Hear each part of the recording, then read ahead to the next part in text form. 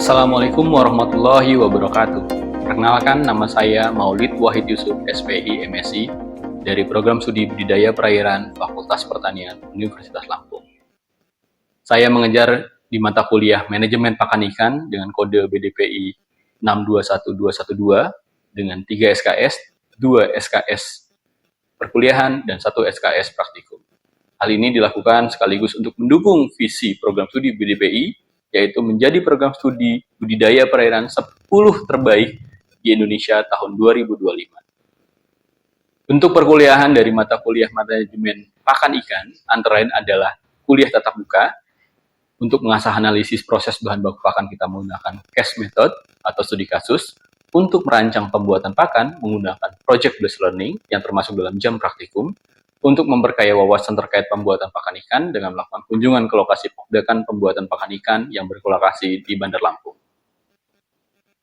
Deskripsi mata kuliah manajemen pakan ikan antara lain merupakan mata kuliah wajib yang mencakup bahasan tentang menentukan kebutuhan nutrien berdasarkan komoditas, siklus hidup, dan habitat. Menentukan dan meningkatkan kualitas bahan baku pakan ikan, memformulasikan pakan bermutu dengan biaya minimal, dan menghasilkan berbagai bentuk pakan sesuai dengan tingkah laku makan. Merancang dan menjalankan pabrik pakan mini, mengelola pemberian pakan dengan baik dan benar. Kompetensi pada mata kuliah ini dapat dicapai baik melalui perkuliahan reguler di kelas, laboratorium, maupun melalui magang, riset, pertukaran pelajar, atau bentuk aktivitas belajar lainnya yang ditetapkan dalam kurikulum.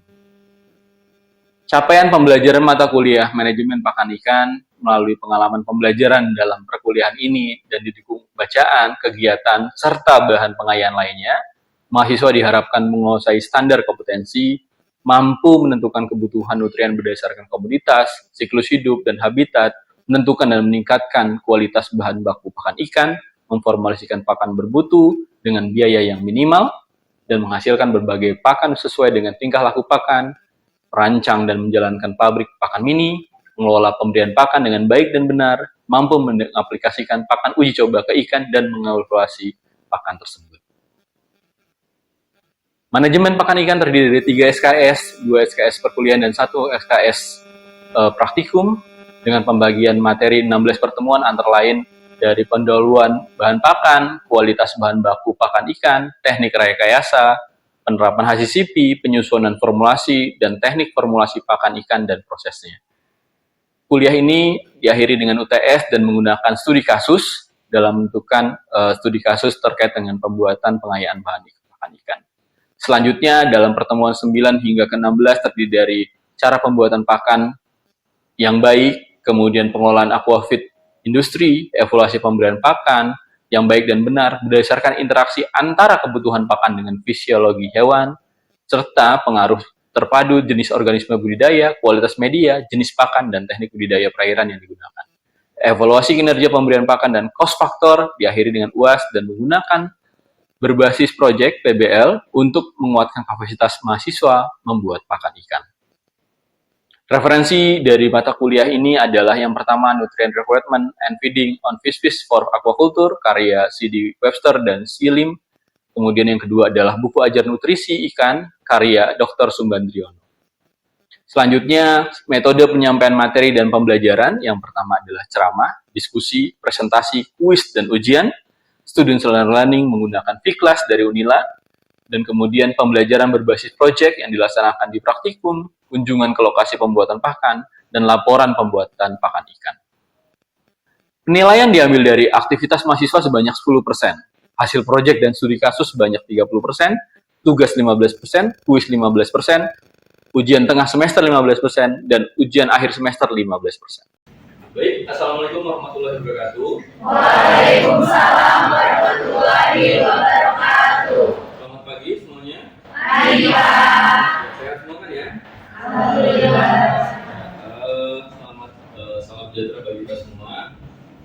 Terima kasih hari ini kita hadir di perkuliahan kita ya, optimalisasi kualitas bahan baku di pertemuan ketiga. Masih ingat ya, kemarin minggu kedua kita pertemuan terkait dengan bahan baku pakan. Tapi sebelum kita masuk ke materi kuliah kita kali ini, kita akan mungkin absen dulu ya. Masih ini kan ya, hadir semua ya? Saya absen. Komala ada? Tadi Pak. Oke, sambil absen saya nanyain juga kemarin materi minggu kemarin masih ingat nggak? Masih Pak, minggu kemarin itu kita belajar terkait kebutuhan nutrisi pada pakan ikan. Nah, salah satunya itu bahan baku protein Pak. Oke, bahan baku protein. Oke, saya absen sambil absen. Kemudian Lucy, ada Lucy? Ada Pak. Oke, apa lagi sih kemarin materi kemarin sih? Itu ada karbohidrat, terus lemak, ada juga vitamin dan juga mineral. Oke. Oke, saya panggil berikutnya ya absen ya. Isya, ada? Hadir Pak. Oke, Sinta, Hadir. Junita, Hadir. kemudian Redo, Hadir Pak. Hairunisa, Hadir Pak. Ocha, Hadir Pak. Akila, Hadir Pak. Muhammad Fadlan, Hadir Pak. Rio Nugroho, Hadir Pak. Puspa, Hadir Pak. kemudian Farid, Hadir Pak. Dwi Sinta, Hadir Pak. dan Faiz. Hadir Pak. Oke, hadir semua ya hari ini ya, lengkap ya. Terima kasih, ini sudah saya absen. Kemudian kita akan masuk ke materi berikutnya.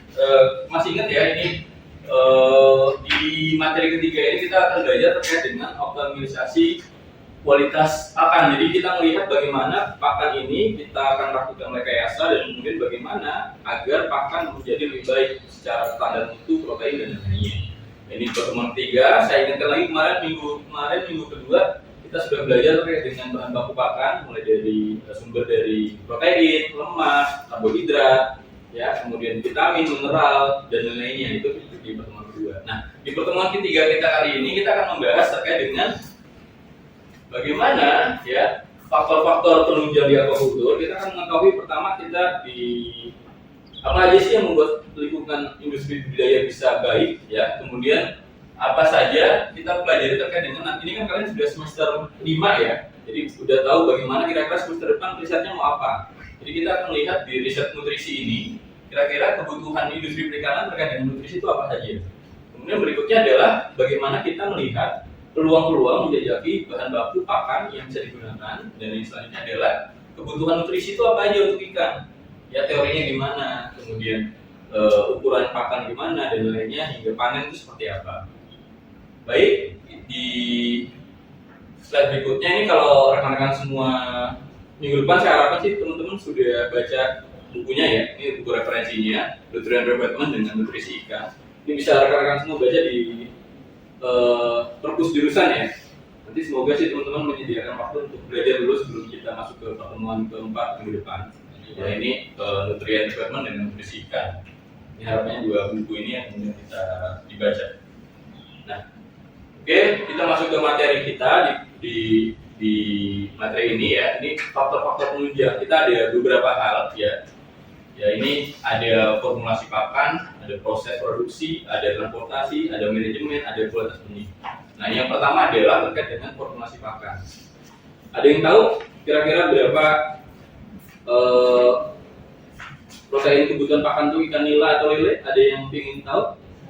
Oke, Puspa, gimana Pus? Kalau untuk kebutuhan protein dari ikan lele sendiri itu 30%, sedangkan untuk ikan nila itu sekitar 25%. Oke, bagus. Kamu udah baca berarti ya malam ya. Jadi memang harus belajar dulu ya sebelum kuliah biar tahu. Emang betul lele itu kebutuhan pembesaran 30, nila itu 25. Nah, ini terkait dengan kuliah kita manajemen pakan ikan. Kira-kira ada yang tahu nggak berapa kali per makan yang baik ya? FR kita yang baik untuk pembesaran kira-kira berapa kali? Ada yang ingin jawab? Oke, Faiz, gimana? Pagi Pak, pagi dan sore. Pagi dan sore. Oke, 2 kali. Kenapa 2 kali? Mungkin karena ini ya, agar struktur reproduksinya juga baik segala macam. Oke. Yang lain juga sudah baca bukunya kan ya? Semoga sudah baca sehingga nanti sudah paham. Jadi memang betul tadi formulasi pakan itu kita akan lihat pertama dari SNI-nya. Ya, kita SNI pakan, misalnya lele dengan nila atau dengan ikan lain itu akan beda. Jadi requirement kebutuhannya itu pasti akan beda. Ikan laut dengan ikan tawar pasti akan beda. Ya, jadi kita bisa melihat nanti kebutuhan formulasi pakan itu ditentukan dari kebutuhan mereka kebutuhan proteinnya, ya, dengan lemak segala macam. Nah di sini, kemudian kita bicara ini karena manajemen pakan ikan, maka kita akan bicara terkait dengan formulasi dengan manajemen pakan dan lainnya. Mungkin nanti teman-teman akan belajar di kuliah rekayasa genetika kalau yang kulit bibit, kemudian proses produksi itu nanti di budidaya ikan air tawar atau ikan air laut. Nanti teman-teman bisa di semester ini bisa belajar terkait itu di mata kuliah tersebut. Tapi di MPI ini kita akan fokus di formulasi dengan feeding rate pakan ikan sehingga hasilnya lebih baik. Nah ini ya, ini udah semester 5 kalian, jadi paling tidak bisa melihat bagaimana proses ya riset untuk nutrisi dan nutrisi, terutama untuk nutrisi pakan ikan. Kita melihat ada raw material, ada biasanya kalau raw material itu terkait dengan harga, kualitas, quantity. Kemudian kalau animal kita bisa melihat kesehatan ikan, environment itu teman-teman belajar water quality checker, kualitas air, dan kemudian kalau customer kita lihat satisfaction dari customer, kepuasan pelanggan dilihat dari kualitas bahan baku pakan ikan yang digunakan. Nah, biasanya, nih saya tanya nih, ada nggak yang minat untuk riset terkait dengan nutrisi? Ada yang peer groupnya nutrisi, ada yang minat? Ada? Atau ada yang minatnya ke kesehatan ikan? Ada ya? Oke, atau ada yang minatnya ke misalnya ke kualitas air? Ada?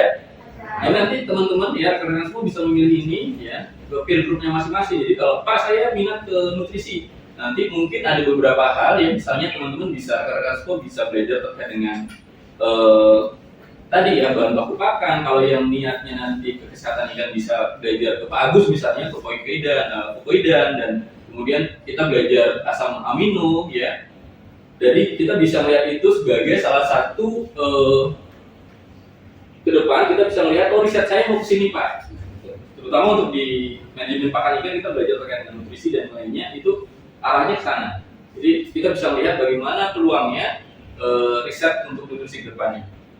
Yang berikutnya adalah terkait dengan bagaimana ke depan, ya ini terkait dengan riset, bagaimana ke depan kita menjajaki bahan baku terbaru. Kita ingat bahwa harga pakan bahan baku itu semakin lama semakin mahal. Ya dampak itu misalnya kita bicara bungkil kedelai itu ekspor semua dari Argentina. Ketika perang harga mahal, itu nggak masuk lagi kosnya itu untuk buat bahan baku pakan ikan. Ya justru sekarang kalau kita saingannya dengan manusia, bungkil kedelai untuk tahu tempe, kedelainya, tapi kemudian bungkil kedelainya kalau kita paksakan dari impor terus, ya itu akan susah. Nah di sini ya kita bisa melihat sumber bahan baku ini, kalau selama ini secara tradisional ya kita melihat ada sumber baku hewani dengan sumber bahan baku nabati. Ya, ada yang tahu sumber bahan baku hewani dari mana aja? Ya. Kalau nabati itu bisa dari kedelai Pak. Dari kedelai. Oke, kalau yang hewani ada yang ingin jawab? Kalau untuk hewani itu bisa terkena.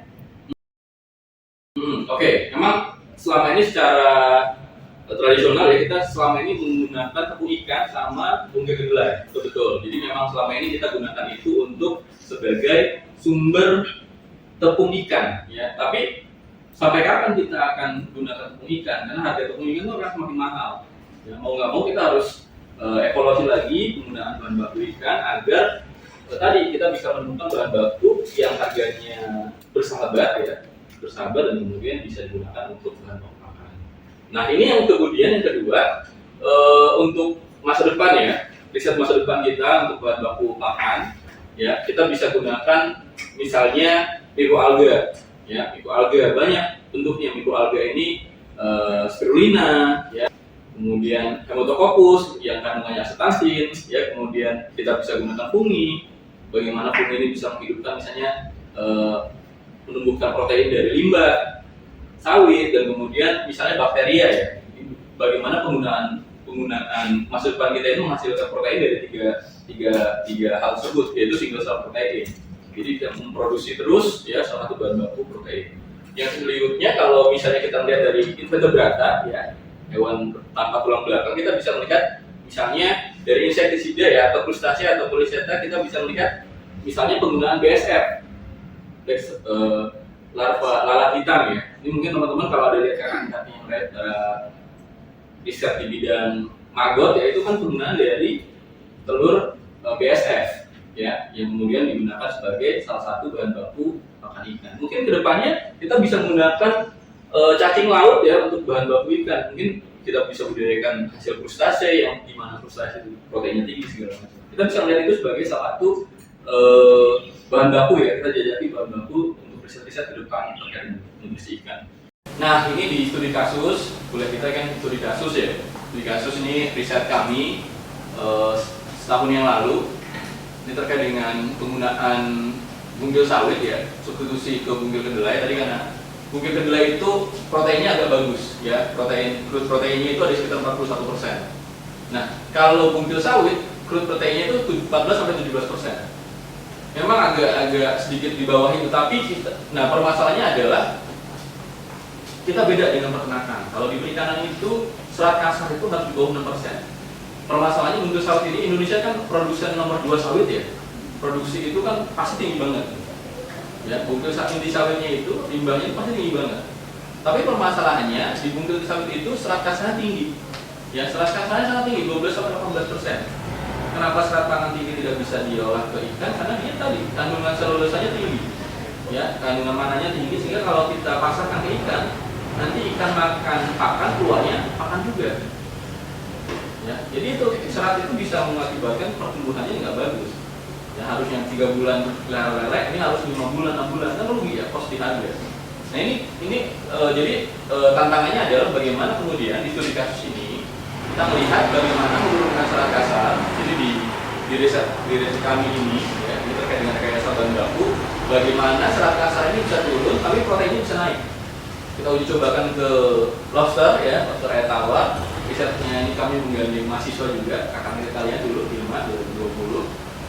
Bisa melihat ketika kita cobakan degradasi dengan fermentasi dengan fungi, ya, itu seratnya turun, proteinnya naik, sehingga kita bisa digunakan itu sebagai substitusi bahan baku protein. Ya, ini bagus. Ini banyak, kalau teman-teman rekan-rekan semua banyak yang ingin riset ke sana, itu bagus. Jadi tadi ada bahan penjajakan bahan baku. Pak, saya ingin dari invertebrata, saya ingin dari mikroalga, Pak, itu bisa. Nanti kita bisa coba risetnya ke depan seperti itu.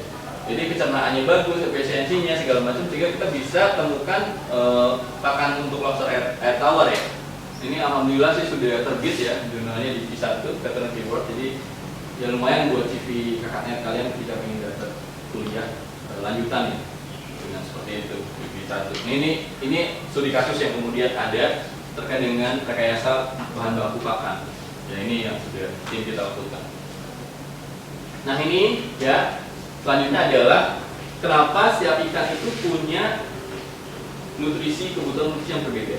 Tadi kalau kata Puspa, tadi lele itu 30% Pak, nila 25%. Nah, ini yang menyebabkan itu. Ya. Jadi kebutuhan tadi, ya, kebutuhan baru lahir hatchery benih itu ikan, ya, ikan kebutuhan proteinnya itu biasanya kalau ikan air tawar lebih tinggi, biasanya 35%, 30%. Ya, tapi setelah dia tumbuh besar, proteinnya itu akan turun. Kalau nila tadi 25%, kalau lele 30%. Jadi ada pembesaran itu. Kenapa pembesaran? Kalau teman-teman beli, Pak, pembesaran saya belinya min 2 Pak, min 1, proteinnya 30%. Tapi kalau pembenihan proteinnya TF 800 itu proteinnya 35% Pak. Nah, itu yang menyebabkan kenapa kita beli pakan seperti itu, karena aturannya semakin lama, semakin beratnya naik, kebutuhan protein itu semakin stabil. Mungkin dari sini ada yang ingin tanyakan? Iya, Lucy, gimana? Jadi tadi kan dijelasin bahwa serat bungkil sawit itu tinggi ya Pak. Nah, untuk agar dia rendah itu gimana Pak? Oke, coba saya jelaskan. Tanya bagus dari Lucy ya. Jadi gini, serat kasar di sawit itu kan 12-18%. Menurut itu ada kandungan yang namanya manan. Yang manan ini yang bisa membuat serat kasar menjadi tinggi. Sehingga teoritisnya manan ini harus diturunkan. Salah satunya tadi dengan fermentasi, misalnya fungi.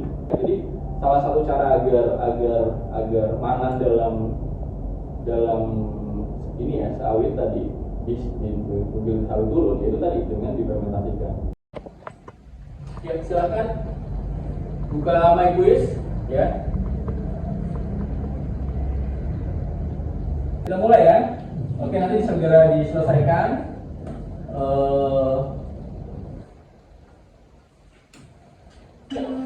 Mulai.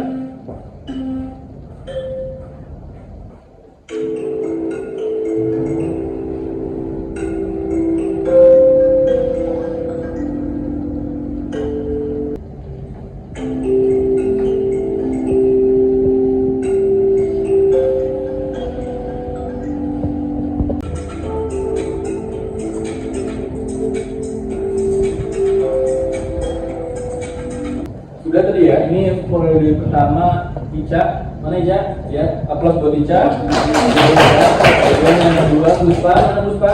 Ya, aplaus buat Puspa. Tiga Lucy, ya mana Lucy? Upload buat Lucy. Oke, kurang lebih seperti itu ya materi kita hari ini. Oke, ini kelompok sudah ada dua kelompok sudah dibagi kalian ya.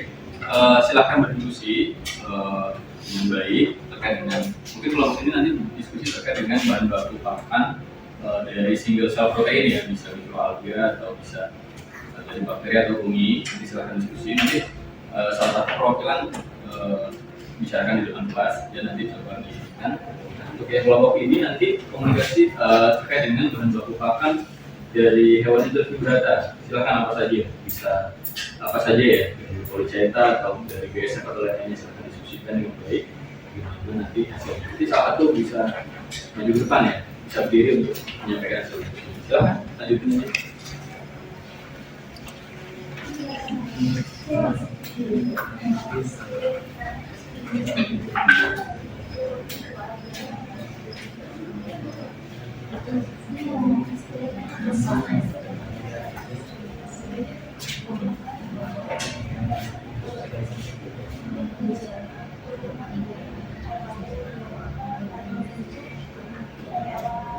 Diskusinya sudah beberapa menit, mungkin sudah ada hasil kesimpulan ya dari beberapa kelompok ini.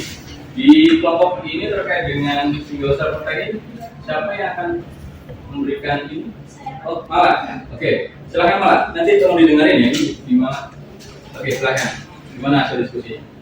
Ya, jadi dari hasil diskusi kelompok kita itu pakai single cell-nya protein itu mikroalga, salah satunya itu pakai spirulina Pak. Kenapa spirulina? Karena spirulina ini mempunyai kandungan nutrisi cukup tinggi, di mana kandungan protein sendiri itu sekitar 60-70%, yang mana dia ini dapat dikembangkan dan berpotensi untuk sebagai protein abadi. Dan itu juga kandungan lemaknya itu sekitar dan karbohidratnya 16%. Dan dari tingginya kandungan nutrisi yang ada pada spirulina, dia itu dapat dikembangkan sebagai pakan alami dari bidang aquaculture, pakan ikan, udang, moluska, gitu Pak. Karena dia itu mudah untuk dicerna oleh ikan itu sendiri, gitu Pak. Dan selain sebagai pakan alami, spirulina ini juga supaya berkelanjutan itu dapat diolah menjadi bentuk tepung Pak. Kenapa? Karena bentuk tepung itu nantinya bisa lebih awet gitu Pak. Nah, dari tepung ini nantinya itu bisa diformulasikan ketika kita membuat pakan gitu. Selain itu juga spirulina sendiri ini dia berperan sebagai food additive, yaitu bahan tambahan pada pakan Pak. Sehingga ketika spirulina ini ditambahkan dalam pakan, nantinya itu kan akan meningkatkan nilai gizi pada pakan itu sendiri, serta nanti juga bisa meningkatkan kekebalan tubuh pada ikan yang kita pelihara dengan diberikan pakan dicampur dengan spirulina itu Pak. Oke. Jadi spirulina ini bisa digunakan sebagai bahan baku pakan. Iya Pak. Baik, terima kasih. Plus buat Malah. Berikutnya kelompok ini ada yang ingin disampaikan siapa? Oke, ini untuk kelompok yang kedua ini, kira-kira siapa yang menjadi juru bicaranya? Faiz. Terkait dengan apa, Is? Magot. Oke, itu berarti di Magot berarti. Oke, silakan. Jadi nanti coba. Gimana hasil diskusinya? Dari hasil diskusi kelompok kami didapatkan bahwa maggot merupakan salah satu organisme dari telur BSF atau bisa disebut black soldier fly, yang mana kandungan maggot itu sendiri memiliki protein sekitar 40-60%. Selain itu juga maggot memiliki kandungan asam amino, asam amino esensial dan asam amino non esensial. Tapi kurang lebih maggot ini ya punya efek untuk buat bahan baku bisa nggak? Bisa. Oke. Jadi seperti itu ya kurang lebihnya. Ya kurang lebih maggot ini bisa digunakan sebagai bahan baku pakan. Minat ke maggot nggak? Minat ya untuk riset ya. Oke. Jadi nanti semoga kamu minat ke riset kedepannya untuk maggot ini. Nanti banyak pelajaran lah ya untuk maggot, mungkin agak sedikit lupa ya. Oke, aplaus buat Faiz. Demikian video unjuk ajar PDD UKT-PT dari kami. Terima kasih. Wassalamualaikum warahmatullahi wabarakatuh.